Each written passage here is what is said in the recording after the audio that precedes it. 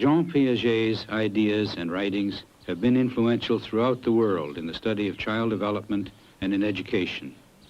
He applies the term genetic epistemology to his studies of the development of knowledge in human beings.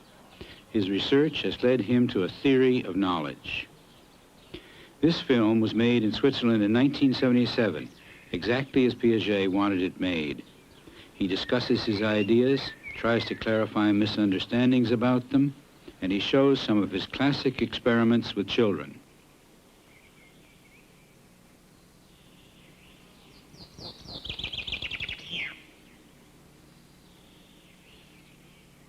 J'aimerais dire d'abord deux mots de l'idée centrale de notre épistémologie génétique, parce qu'elle est presque toujours mal comprise.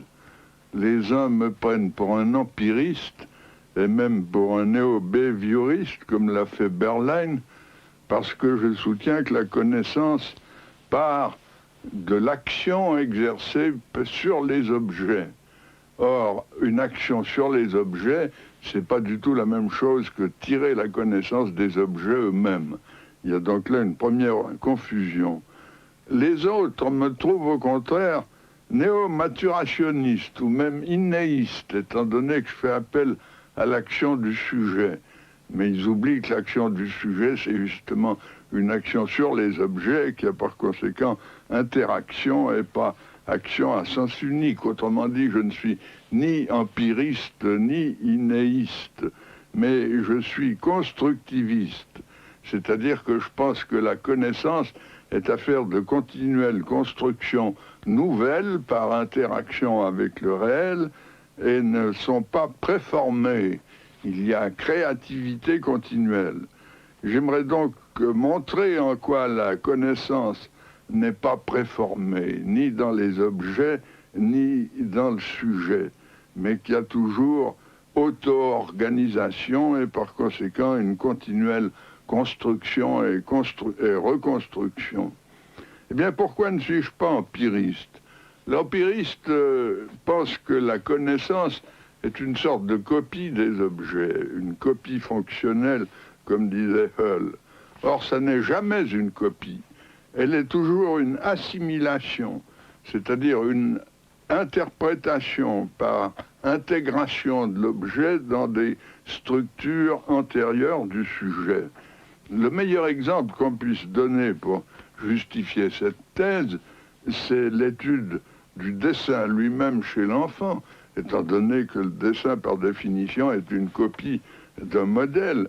Eh bien, ce qu'on observe chez le jeune enfant, c'est que l'enfant ne dessine pas ce qu'il voit, il dessine l'idée qu'il s'en fait, il dessine ce qu'il en sait, c'est-à-dire son interprétation, et non pas l'objet tel quel en tant qu'observable perceptible. Prenez par exemple la copie d'un losange. Je demande à l'enfant de copier ça, voilà le modèle. Eh bien, pour l'enfant, le losange, c'est un carré qui a des pointes.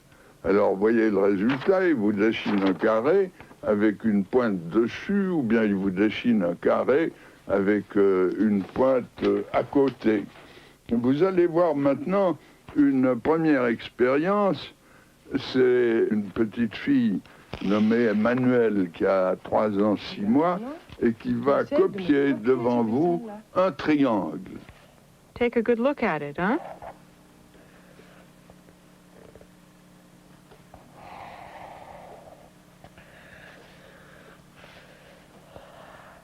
Like that.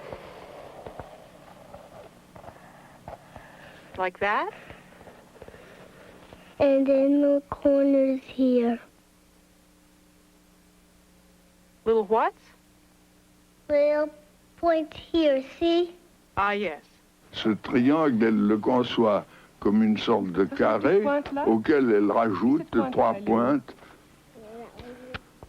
Des pointes qui sont d'ailleurs arrondies et pas pointues, mais qui représentent dans son esprit, elle le dit, 3 pointes.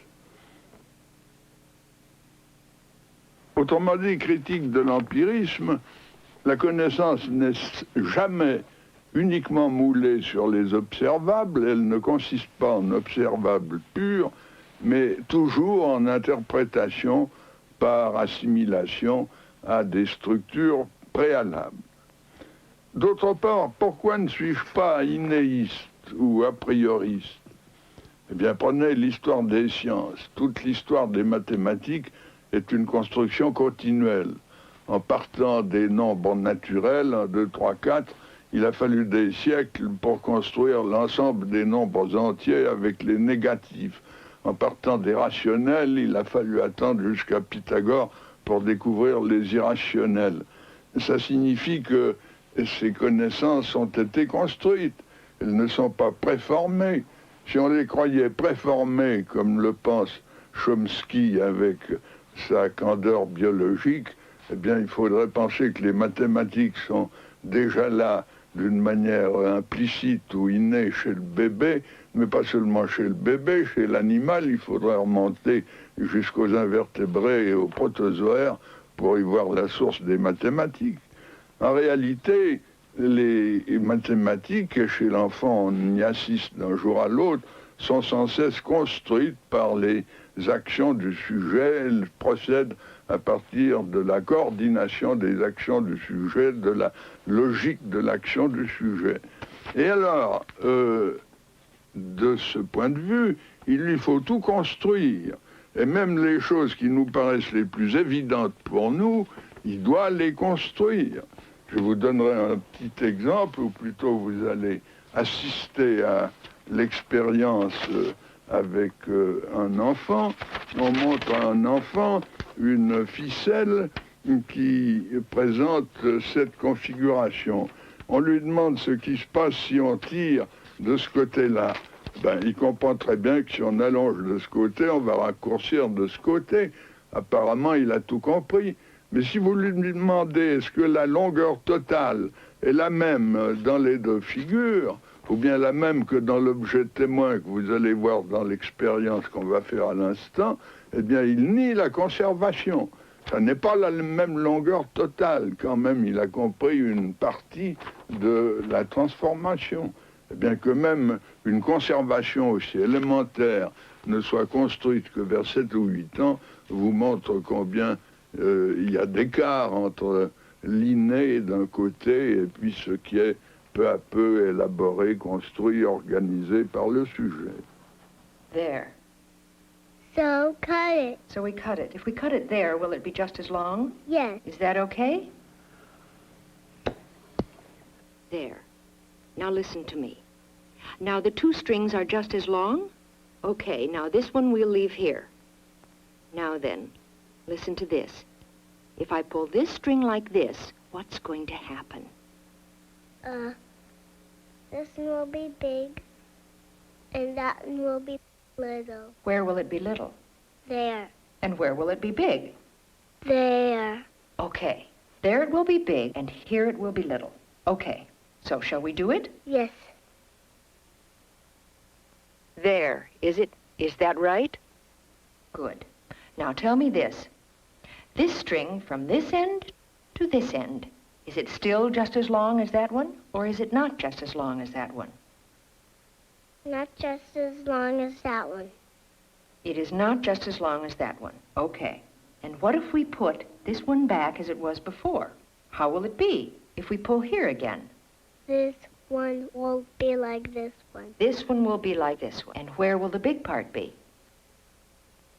There. Yes, and where will the little part be? There. Okay, so we pull like that. And now the string from this end to that end, is it just as long as that one? Yeah. Yes? Yeah. Okay. And if we pull again, there, like that, are they just as long, both of them? No. No. Disons maintenant quelques mots des structures opératoires. J'entends par là des systèmes de transformation exécutés par le sujet, donc le prolongement des actions du sujet, mais de transformations qui peuvent se composer entre elles et donner un système fermé. Exemple, une classification ou bien une sériation dont vous verrez tout à l'heure un exemple expérimental, ou bien une table à double entrée ou tout ce que vous voulez. Et pour ce qui est des opérations, je les définirai comme des transformations ou actions du sujet et qui peuvent être retournées, qui sont réversibles. Exemple, l'addition dont l'inverse est la soustraction. Or, nous avons étudié longuement les structures dès les stades des avant le langage et à partir du langage. Une objection continuelle qu'on nous fait, et surtout chez les anglo-saxons, c'est que la structure n'existe que dans l'esprit de l'observateur, du psychologue, et que la structure n'est pas comme telle dans l'esprit de l'enfant. Eh bien, à cela, j'ai une réponse qui me paraît bonne, c'est que je définis la structure comme étant ce que l'enfant sait faire et non pas ce qu'il en pense. Il ne fait pas du tout lui-même une théorie de la structure, bien entendu, mais il exécute des actions et nous constatons, nous, que ce qu'il sait faire dans ses actions est bien coordonné et surtout que cela lui permet d'en tirer par déduction des conséquences auxquelles il n'avait pas pensé, comme nous allons le voir tout à l'heure à propos de la sériation. Autrement dit, la structure, c'est en fait un ensemble de pouvoirs coordonnés que le sujet a acquis et dont le théoricien peut formuler les lois d'une manière abstraite, mais dans l'esprit de l'enfant, ça n'a rien d'abstrait, ça n'a même rien de théorique, c'est l'ensemble de ces pouvoirs coordonnés entre eux.